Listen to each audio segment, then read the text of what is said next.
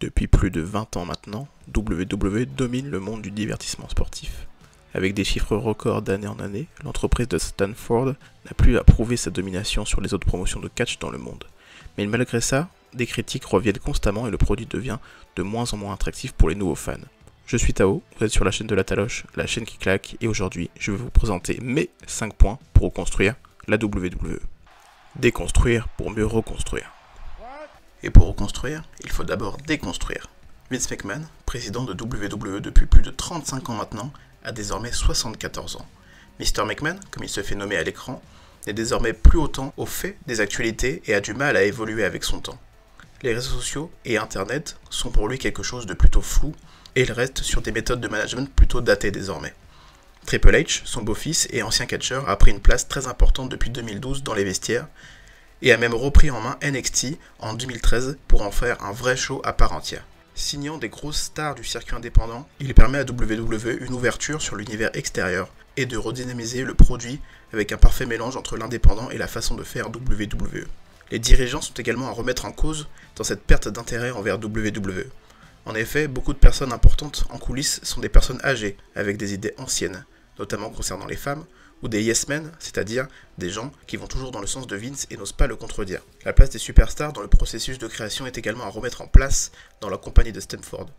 Souvent vus comme des pions jetables, ceux-ci sont des exécutifs et ne sont pratiquement pas impliqués dans le développement de leurs personnages à l'écran. Le temps, c'est de l'argent. WWE étant une entreprise internationale, elle se doit d'offrir un divertissement constant, envers et contre tout. Afin de maintenir l'attention des fans et des spectateurs, elle offre donc plusieurs shows télé par semaine et encore plus non télévisés.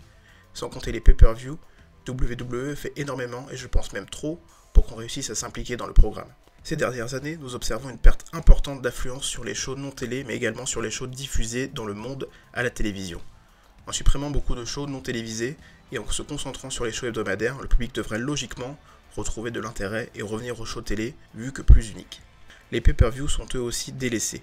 En effet, les deux shows principaux, Raw et SmackDown, sont complétés par des pay-per-view tous les mois, certains même inutiles, en se concentrant sur les 5 gros pay-per-view annuels, Royal Rumble, WrestleMania, Money in the Bank, SummerSlam et Survivor Series. Ceci aurait un intérêt beaucoup plus important et le vide laissé entre ces gros shows pourrait servir à donner un réel intérêt aux shows hebdomadaires qui en manquent cruellement. Diviser pour mieux régner. Afin de créer de l'intérêt, WWE peut également séparer les deux shows de manière entière. En se basant sur le modèle de la séparation des shows en 2016, Raw et SmackDown pourraient avoir, en plus de décors indépendants à chaque show, une réalisation différente, des plans de caméra différents et même une façon de faire différente dans sa globalité.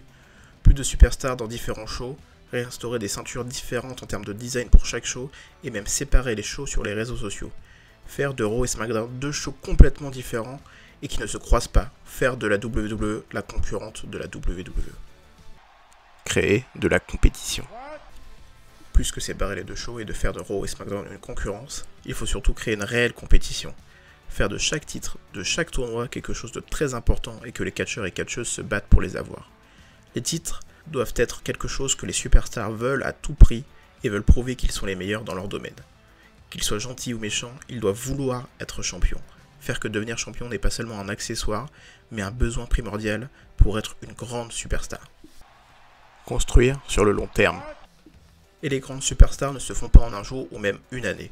De nos jours, les catcheurs doivent assurer une carrière plutôt longue dans la plupart des cas, et même si c'est accentué de haut et de bas, elles doivent être construites sur plusieurs années. À l'instar de New Japan Pro Wrestling, WWE doit penser leur écriture sur le long terme. Fini les mises en avant qui s'arrêtent au bout de 3 mois sans aucune raison. WWE doit repenser sa manière d'écrire en planifiant sur le long, voire le très long terme. WWE se vante très souvent d'être avec Raw, le show TV diffusé depuis le plus longtemps de manière hebdomadaire aux États-Unis. Elle doit donc en assumer les conséquences et doit, comme une série télé, faire en sorte que ce soit utile de regarder les shows depuis aussi longtemps. Réussir à tirer le meilleur du monde qui les entoure en tirant le meilleur de ce qu'ils sont. Voilà, c'était ma première vidéo écrite sur la Taloche, j'espère qu'elle vous a plu.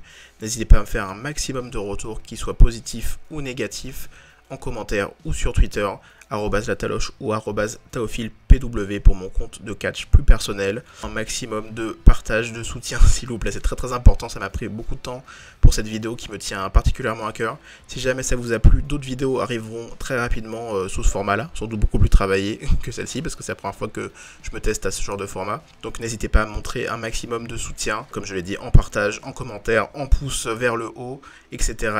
Et on se donne rendez-vous très rapidement pour plus de catch sur la chaîne qui claque. Bisous!